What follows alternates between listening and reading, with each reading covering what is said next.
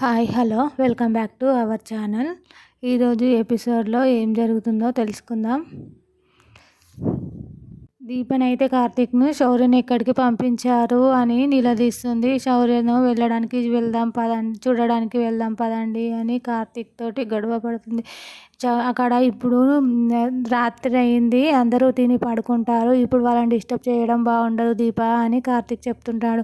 అయినా సరే నా కూతుర్ని నేను చూడడానికి ఎవరి పర్మిషన్ ఏం అవసరం లేదు, నేను నా కూతుర్నే కదా చూడడానికి వెళ్తున్నాను, కనీసం ఫోన్ అయినా చేయండి అని అంటుంది. ఫోన్ కాల్ కూడా చేయడం కుదరదు దీప, ఇప్పుడు అందరూ తిని పండుకుంటారు, క్వార్టర్స్లలో పర్మిషన్ ఉండదు, డే టైంలోనే ఉంటుందని కార్తీక్ దీపకు సర్ది చెప్తూ ఉంటాడు.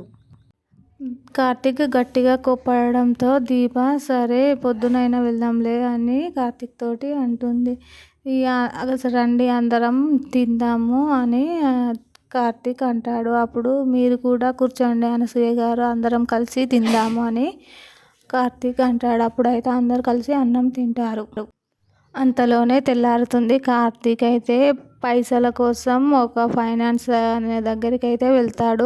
అక్కడికి వెళ్ళి నాకు 45 లక్షలు కావాలి ఇవ్వండి అని అడుగుతాడు. అంటే ఇస్తాను, డబ్బులు ఇవ్వడానికి కదా నేను ఉన్నది అని ఆ ఫైనాన్స్ అయినా అయితే అంటాడు. అప్పుడు మీరు గంత అమౌంట్ కదా ఏదైనా తాకట్టు పెట్టాలి అని ఫైనాన్స్ అయినా అంటే కార్తీక్ ఏమో నా దగ్గర ఏమీ లేదండి, తప్పకుండా మీ అప్పు తీరుస్తాను అని కార్తీక్ అయితే బతిమిలాడతాడు. అప్పుడు ఏమీ పెట్టకుండా ఏమీ తాకట్టు పెట్టకుండా డబ్బులు నేను ఇవ్వలేను, ఇక మీరు వెళ్ళొచ్చు అని ఫైనాన్స్ అయినా అయితే అంటాడు. అందరి దగ్గరికి తిరిగి షాపులలో, మారవాడి షాపులలో అందరినీ అడుగుతారు. కార్తీక్ తిరిగి అలసిపోయి ఒక్క దగ్గర ఉండి బాగా బాధపడుతూ ఉంటాడు. తర్వాత ఇంకా శౌర్య దగ్గరికి హాస్పిటల్కి అయితే వెళ్తాడు. వెళ్ళి కాశీని, శౌర్య ఏం చేస్తుంది కాశీ అని అడుగుతాడు. ఇప్పుడే టాబ్లెట్స్ వేసుకొని పడుకుంది బావా అని కార్తీక్ చెప్తాడు.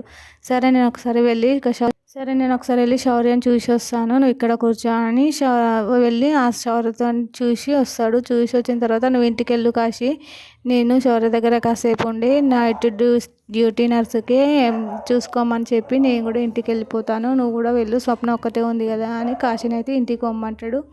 పైసలు దొరికినాయా బావా అంటే దొరకలేదు కాశీ అని చెప్తాడు. టైం చాలా తక్కువ ఉంది బావా అని కాశీ అంటాడు. అదే నాకు కూడా తెలుసులే అని కార్తీక్ అంటాడు.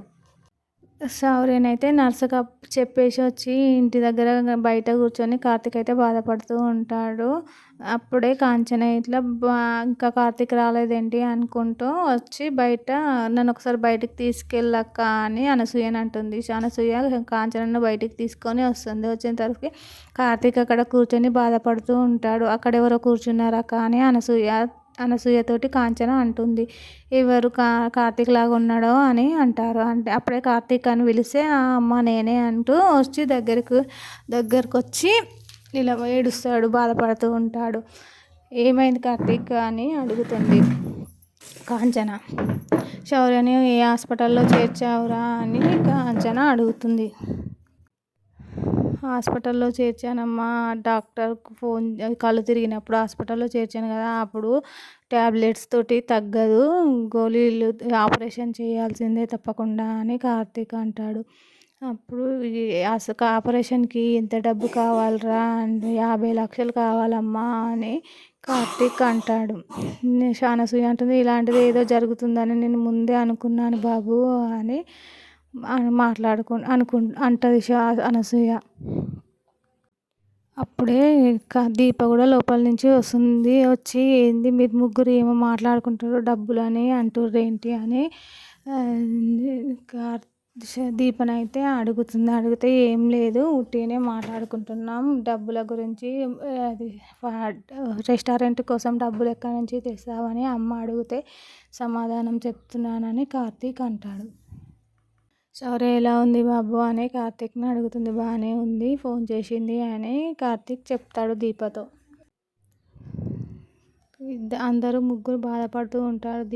దీపనేమో తెలియక నాకేం తెలియకుండా ఉంచుతున్నారు ఏంటో ఏమో అని దీప కార్తీక్ తోటి అంటుంది. ఈరోజు తర్వాయి భాగంలో ఇలా జరిగింది. రేపటి ఎపిసోడ్లో ఏం జరుగుతుందో తెలుసుకోవడం కోసం సబ్స్క్రైబ్ చేయండి, లైక్ చేయండి.